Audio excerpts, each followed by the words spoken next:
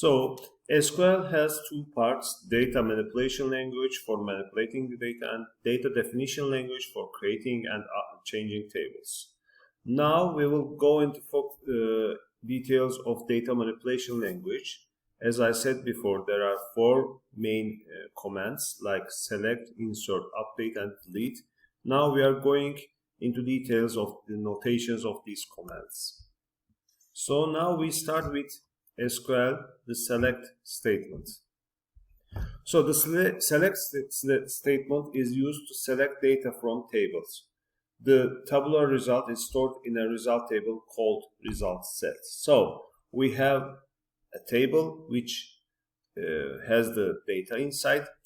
We will write some statements and we select some of the data from that table. That's what we want to do. So the main notation, the main syntax for select statements is just like the one you see here. So we start with select term, then we go on with the column names that we want to see in our result set. And after writing the column names, we go on with the keyword from, and we end the statement with the name of the table. So we start with select, then column names, then from, and we finally put the table name here. From this table, as I said before, this is the table that we will use for our examples. And here, if you write a SQL statement just like the one you see here, this one, select last name, comma, first name from person, then SQL understands that it wants to get data from the table person, and it understands that the user wants to see the last name first, then the first name.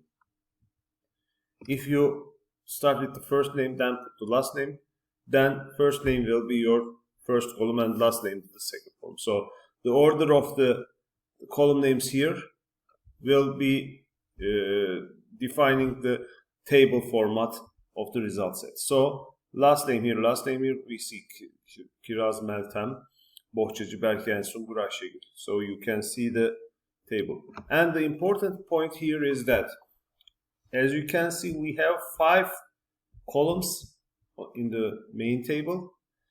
Since we write down only 2 of them, last name and first name, the other 3 are not shown. So basically, if you want to hide some columns from a user, then all you need to do is not to write the column name between select and from. If you don't want to show the data to the users, just don't write it between select and from. This means you filter the data. You only show the data that you list between select and from. Of course, there can be, or that you will also see, huge tables with lots of columns. So at some point, it will be very hard to write all the column names, comma, the other column name, comma.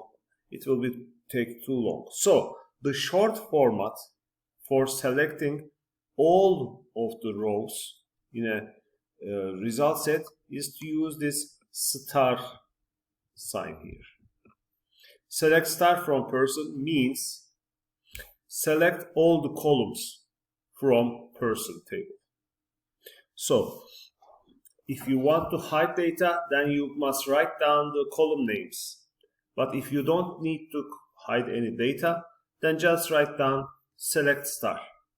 And in daily life, with people who work in database stuff, use these terms. Put a select star to the table, because it means that let's take a look at the table. It's something like this, because you see all the columns. And select, we will see that after select you can use many functions, But one of them is very important, and it is not just like a function. That's why I want to mention it here. The term we will use here is a distinct term. The notation of the statement is the same. We start with select, then column names, then from, and table name.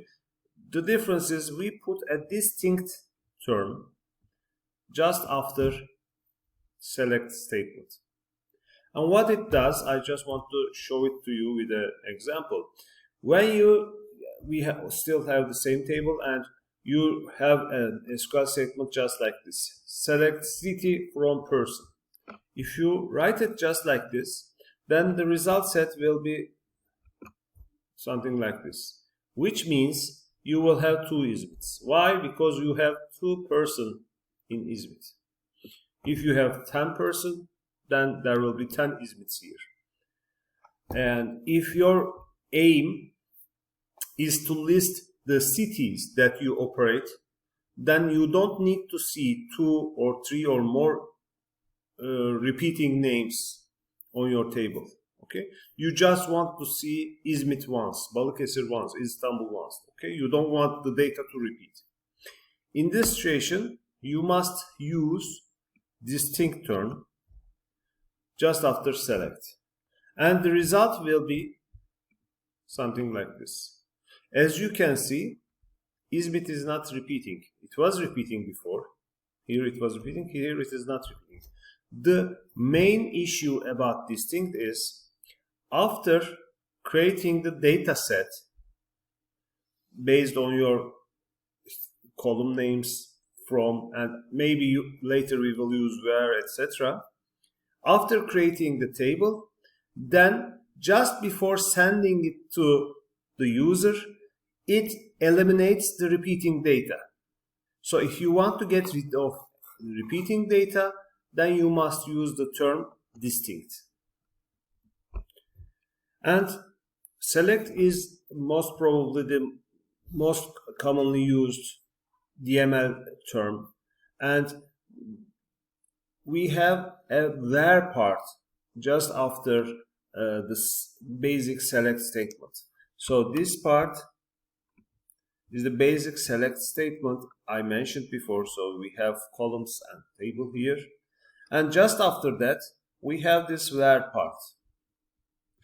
Where part is the place that we filter data by using rows. As I mentioned before, if you want to filter data in terms of columns, you use this part. When you don't write the name of the column, then it is filtered. And if you want to filter data based on rows, you must use this where part. And where part can be very complex. I will give you the basics now, but it can be a little bit complex. And we will have different operators when using the where part. We have the operators just like this. Today we will only use equal, but we also have not equal, greater than, less than, or greater than or equal, less than or equal. They are used just like the way equal is used. So I'm not giving details of this part, but these three is a little bit different between like and in. I will mention them later. So, as I mentioned before, assume that this is the table we have, person table we have, and we want to get a report about the people living in Izmit. Then, what this means, we don't want to see this line in our report, okay? What you need to do is, you can start by writing select star from person, brings all the columns because we don't want to filter out any columns at the moment, but we want to filter out as row. Then we must define that row, or we must define the rows that we want to include in our report. And here, as I said before, we want to select only persons living in the city Izmit. So this part of data is hold in this column, so we must write a where part into our select statement, and we must write it like where city is equal to Izmit. And when you write this down, you can see that Ayşegül Sungur living in Balıkesir is not shown in our result set. Okay, so we can give filters to the rows by using the where part of select statement. So some important data about writing the SQL statements. When you use a value in your where part, for example here it is written like first name equals to Ayşe. If the value part, the part coming after the operator, is text, then you must use the quotation marks, just like the ones you see here. This means that this quotation marks here makes this part a string, and then it can be executed by the SQL. If you write it just like the one here, the gray part, without any quotations, SQL thinks that Ayşe is a variable or a function, okay? And it reads the SQL statement and tries to find a variable with the name Ayşe. And in the environment, there is nothing called Ayşe, so it gives out a warning saying that we don't have any Ayşe. This happens because you didn't convert it into a string here. When you didn't do it, it tries to find a function or a variable. So this is something wrong. In a similar way, if the type of the value that you want to use in the where part is numeric, then you must not use these quotations. As you can see, no quotations here, and this is the correct one. Because numbers are different. If you have strings like this or characters like this, SQL tries to find a variable or a function with this name. But if it sees a number, it understands that this is a numeric value. So this is the correct version of writing because you don't have any quotations. But if you write it like this, using these quotations here, now it makes this date to a string. It converts it to a string. So now this, if you write it like this, it is a number something like 2000. Okay, so there's only 15 numbers to 2000. But when you write it just like this, it is a string.